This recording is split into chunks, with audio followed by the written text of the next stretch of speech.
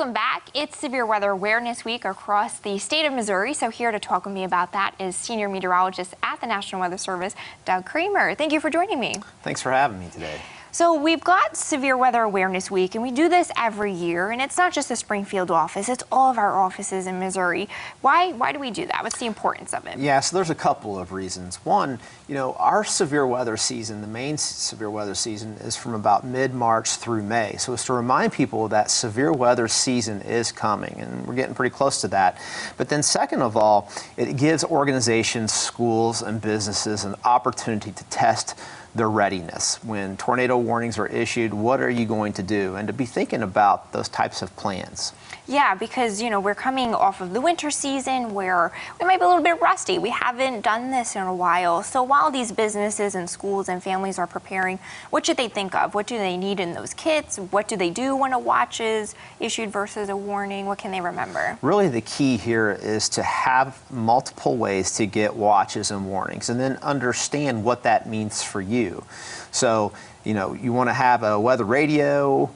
Really, a good way to do it these days is a smartphone, because when we issue a tornado warning, the WEA system will actually put that into your smartphone, and you should be alerted with that if you're in that tornado warning polygon. Yeah, and there's a way to turn that on through your settings, right? Or even through FEMA. You just turn those emergency alerts on and they'll go straight to your phone, right? That's exactly right. And you can actually get a FEMA app to get some of those alerts as well. Perfect. So these are things that we remember.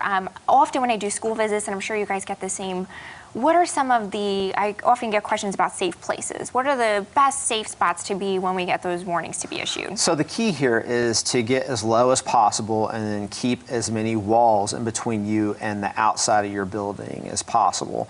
And then also some other tidbits is to be in a small room. So if you're in a house, you want to be on the lowest floor. Some of those hallway closets or even those central bathrooms on the lowest floor, those are really good places to be when you're in a tornado warning. And something that the Weather Service does nationwide is the Safe Place Selfie that's coming up in April. So it's a fun way to do it with the kids where it eases some of the nervousness maybe, right? Have them do it, take a selfie, take a stuffed animal, things like that, a new push that the Weather Service has been doing. Now, last year we had a pretty active year, 50 tornadoes in our area. What do you remember most about last season? What stuck out to you as the senior meteorologist? Yeah, that was an extremely busy year last year. Not only did we have about roughly 50 tornadoes, we had a lot of flooding last year, flash flooding as well. However, the one thing that sticks out to me last year was April 30th. We had a tornado outbreak where about 30 of those tornadoes occurred on April 30th. And the one that most people around here probably remember is the tornado that hit the north side of Ozark. It was an EF2, a very strong tornado, almost an EF3 tornado that damaged many homes there on the north side of Ozark and then eventually tracked into the Rogersville area as well. What is the environment like at the Weather Service when an event like that is going on? Because I know for Jamie, Beth, and I, we kept our cool, but it was tiring. It was a long day. Like, what is that like for you guys? That was rapid fire that day because we had just numerous supercell thunderstorms, and then we had some line segments as well that was going on at the same time. So it was rapid fire with those tornado warnings that day. From a performance standpoint, we did pretty well with those tornado warnings, fortunately.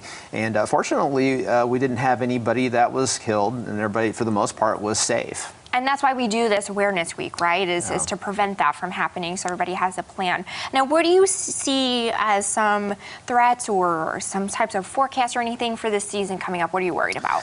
So the one thing that sticks out this year, Elisa, is we've had a very wet winter. So our soil conditions are fairly saturated. Those stream levels are up. Reservoir levels are up as well. So being that we don't have vegetation yet to soak up that rainfall, if we were to get a widespread heavy rain across the Ozarks, we think that the runoff is going to be very efficient and the flooding is going to be very frequent as well. So that's kind of the one thing we're kind of keeping in the back of our minds as we approach the rainy season here across southwest Missouri. So you're worried about that river flooding, right? The residual, that groundwater that there's just too much of right now. That's exactly right. And most of our fatalities and our death from a weather standpoint actually occurs from flash flooding. We have a lot of low water crossings and a lot of flood points on our roads that flood, and they become very dangerous. especially at night when people are traveling at night and we've got those flood points that have active water across them. And if they're not barricaded, sometimes you can drive right into the water and you get in trouble really quick. So that's one thing to keep in mind for Severe Weather Awareness Week. It also pertains to flash flooding, especially here in the Ozarks, because we just get so much flash flooding here.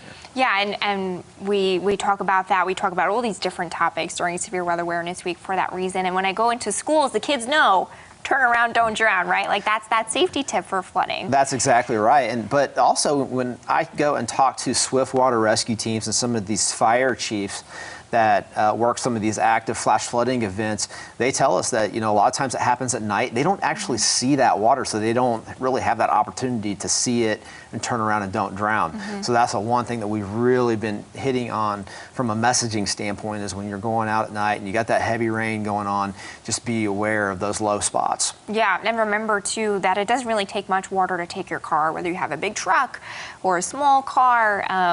Just a little. I always use the analogy with some rulers with the kids. Sometimes that's all it takes. The terrain across southwest Missouri is very complex due to the Ozark Plateau. So ultimately, the slopes of those basins, it allows those rivers to run pretty fast.